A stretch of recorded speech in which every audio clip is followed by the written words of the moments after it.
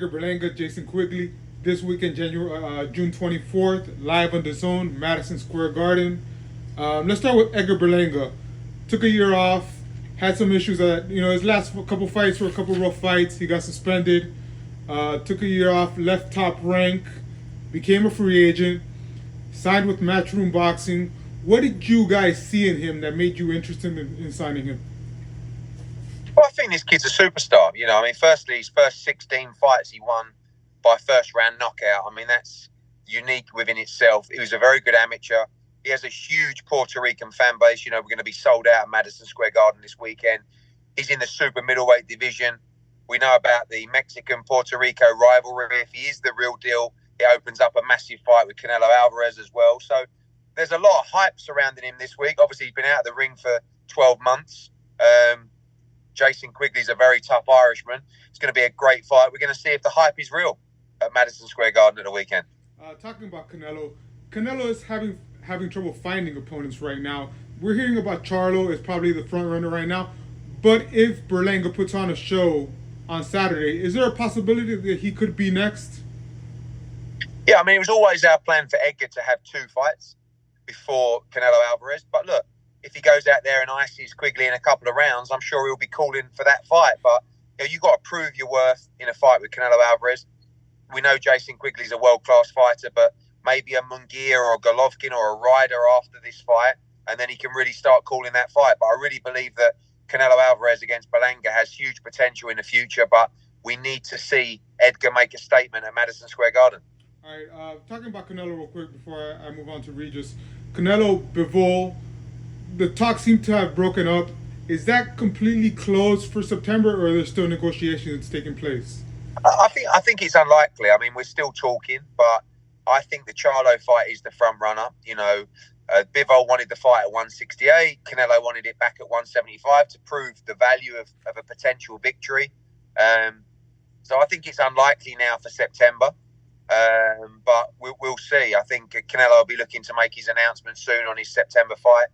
Charlo probably the front runner, but anything can happen. All right, another recent signing, Regis Prograis, just fought Danielito Zorrilla this weekend. What did you think of that fight? I think you were disappointed in Zorrilla and how he fought, right? Yeah, I think Regis. It wasn't a great performance from Regis, but at the same time, Zorrilla really didn't come to fight. You'd really want a guy who got a dream opportunity at a world title to put it on the line. He was very defensive in that fight. I think there's going to be a lot of people now ready and willing to fight Regis Prograis. Not many was calling his name out before that fight. Devin Haney we're meeting here in New York this week. I think that's a great fight. You've got Jack Catterall in the UK, but you're going to see Regis in a big fight next, and I think that's where he's really going to shine. The Devin Haney fight makes sense, right? It seems like everybody wants it. Regis really wants it. We're not sure what Devin kind of flirting with it. Is that the fight to make? Yeah, I think Devin's about history and legacy and a chance. He's been at 135 for a long time. I think he does need to move to 140. It's a chance for him to become a two-division world champion. He likes the fight. He thinks he wins the fight. So I think there's a very good chance you could see Haney Prograis next. Okay, I do have to ask. Oscar De La Hoya came out and tweeted. He says, you don't know anything. You don't know what you're doing in the United States. He came out after the Regis fight. Why? What's up with Oscar? Why is he coming at you like that? I don't know. He seems to, he's obviously taking his eye off the ball, worrying about me. He's losing his fighters. Obviously, he's got the biggest fight of his career coming up in the courtroom with Ryan Garcia. But I like Oscar. I've got nothing against him. He's a little bit crazy. I hope he can find some happiness. He's one of my favourite fighters. But he seems to, have this strange attraction to me where he talks about me all the time. I guess it's good for my profile. I'm just a promoter from the UK coming out here making waves, and if a pound-for-pound great can keep talking about me, I guess it's good for business. Bob also came at you. Are there American promoters? Do they see you as a threat? Is that what you see? Yeah, for sure. They don't want me here.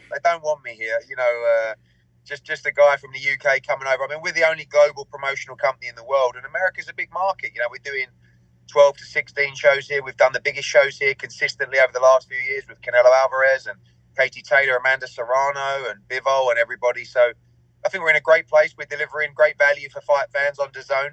And, for me, it's important to keep moving. And Oscar De La Hoya, Bob Arum, PBC, none of them want me here. But I guess it's flattering, really. Update on AJ. I know he's supposed to fight Wilder on December. Is that almost a lock to happen? And I think he wants to fight again in August. Is that?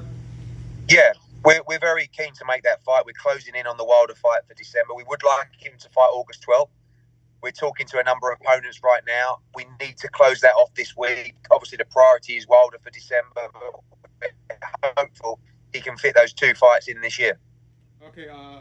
Another thing I want to ask you about Tyson Fury. He's out here talking about hybrid fights with MMA fighters. He says he got an offer from Dana White in the UFC. What do you make of all this? I don't know. Look, Tyson Fury's a tremendous fighter. He's a great character. I don't believe a lot he says, but, he's a great showman. And I'd like to see him fight Usyk, in that undisputed heavyweight fight. I think anytime you can make an undisputed fight, I think it's great for the sport. There is the fight with Anthony Joshua, which remains one of the biggest fights available in boxing today. I just hope to see him back in the ring. He hasn't boxed since December. He's got nothing planned right now, so hopefully we can see the return of Tyson Fury soon. So, are you a fan of this hybrid fighting or whatever he's talking about? Do you know what he's talking about? No, they're all mismatches. They're all mismatches because Tyson Fury against any MMA fighter is a mismatch in boxing, and Tyson Fury against any MMA fighter in MMA is also a mismatch. So we'll see. We had talks ourselves with Francis Ngannou potentially fighting Anthony Joshua. It's not a fight that AJ is looking at the moment, but we also understand these are big events. But right now for me, it's boxing v boxing. Okay, so Edgar Berlanga, Jason Quigley, Madison Square Garden. Any other fights on that card that we should be looking forward to? Yeah, Adam Konaki, the big heavyweight, the Polish heavyweight. He's really fighting for his career against Joe Cusimano. It's a really good fight. Reshat Mati, the Albanian king from Brooklyn's in a great fight with Linger as well. A lot of big fights on the undercard, and we expect a sold-out Madison Square Garden and a great night of boxing on Saturday.